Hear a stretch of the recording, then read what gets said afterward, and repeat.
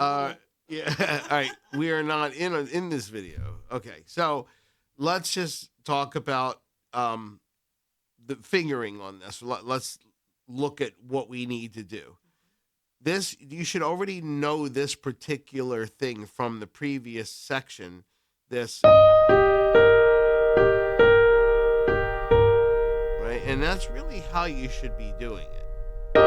You should kind of form. I know that you don't always take a chordal approach unless I tell you to pay attention. So I'm going to tell you to pay attention to this chord. This is an E flat first inversion. Why is it called E flat first inversion? Because here's a regular old E flat chord, root position. Here's your E flat note. And then you need the third, and you need the fifth. I don't know if you remember this cheat that we talked about to remember how to make a chord. You start at any root, and then you count 1, 2, 3, 4 half steps, and that gives you the next note. And then from that note, you count 1, 2, 3 half steps, right? So 4 and 3. Starting note, 1, 2, 3, 4. 1, 2, 3. And that gives you any chord in the world, any major chord. All right, now why do we call it first inversion? Because we're taking the E flat off the bottom and we're putting it here, on the top actually, I'm sorry. You take the E flat off the bottom and we're putting it on the top, and we end up with this. So that's E flat first inversion. Best fingering, 1, 3, 5.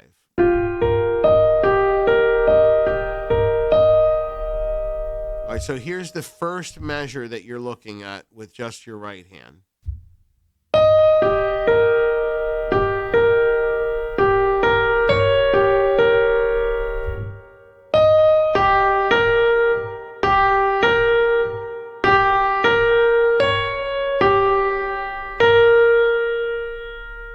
With the left hand included.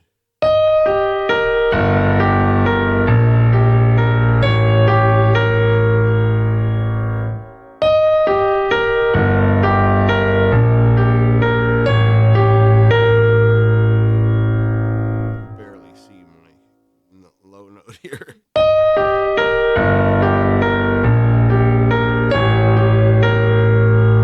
Okay, then the next measure is this.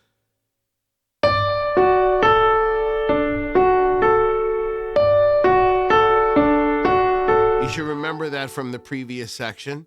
It's just a D chord, D, F sharp, A.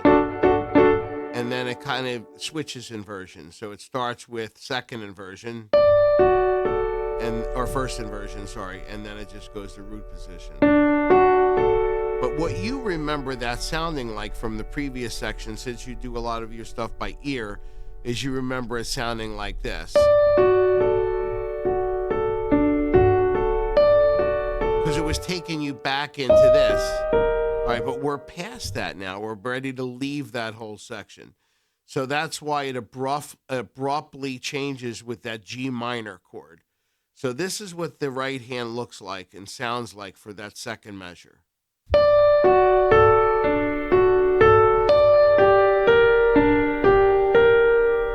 It just changes chords. It goes from this chord to this chord.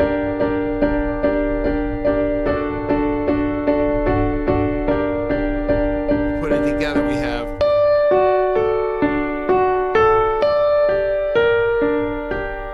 I know you might not be able to make this stretch like I am. I'm trying to keep my fingers planted when I do this. So if you can't quite make the stretch, then you'll just be kind of, you know, shimmying back and forth a little bit. So it'll be kind of like this. You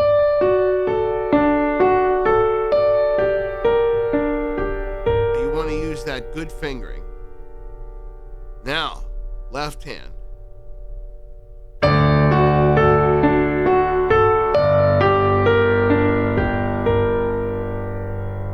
Again.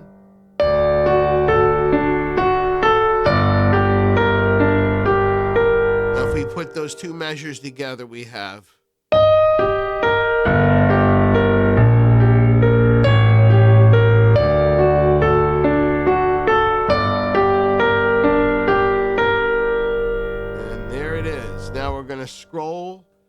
to the next system.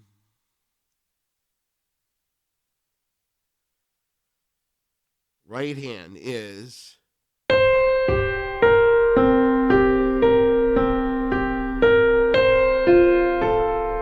this one you might find a little tricky because it doesn't really stay on one arpeggio for a long period of time. It starts with this. This is like a C7 arpeggio. Whoops. You have to do that stretch, see?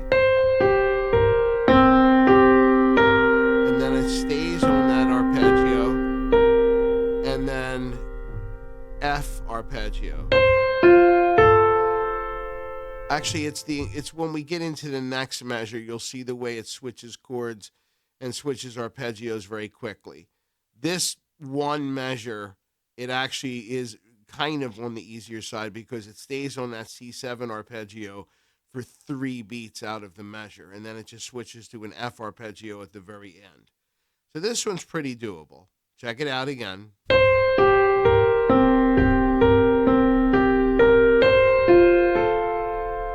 Again.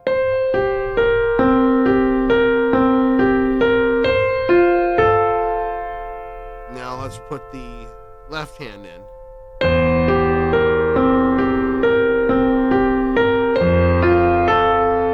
Again.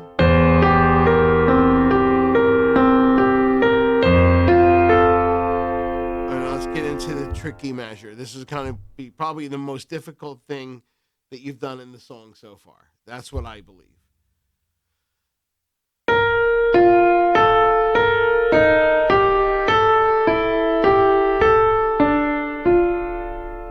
Because it changes chords on every beat. It goes.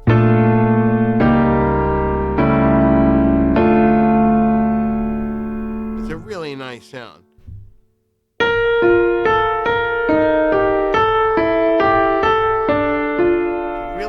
That pattern and look at my fingering because I think this is your best bet.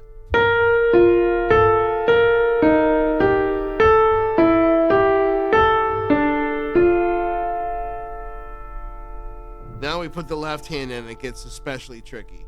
So let's work out the left hand by itself first because there's a lot of movement this time. It's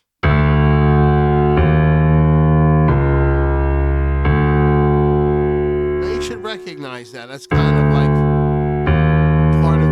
part of the theme throughout the whole piece. There's a lot of dissonance in there, and that's part of what makes this very mysterious sounding. D, E flat, C sharp, D. Let's review the right hand once.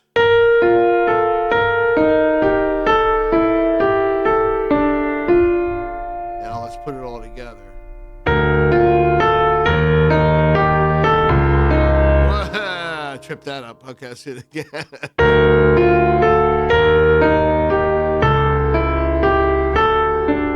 It's not easy. Try again. Here we go.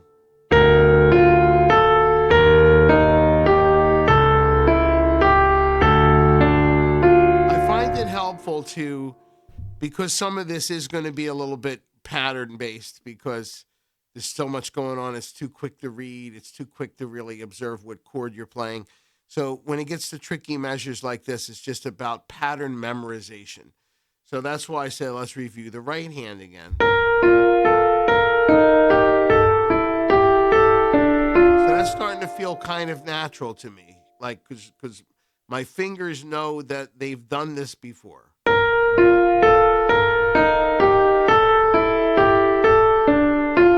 The left hand is really a very easy pattern to remember. Just those 3 notes clustered together. So now, let's see if I could do it better.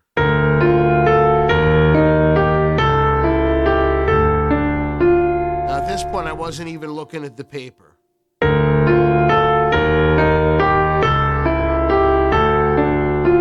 Now, here's going to be the real feat. Let's see if I can put these 2 measures together.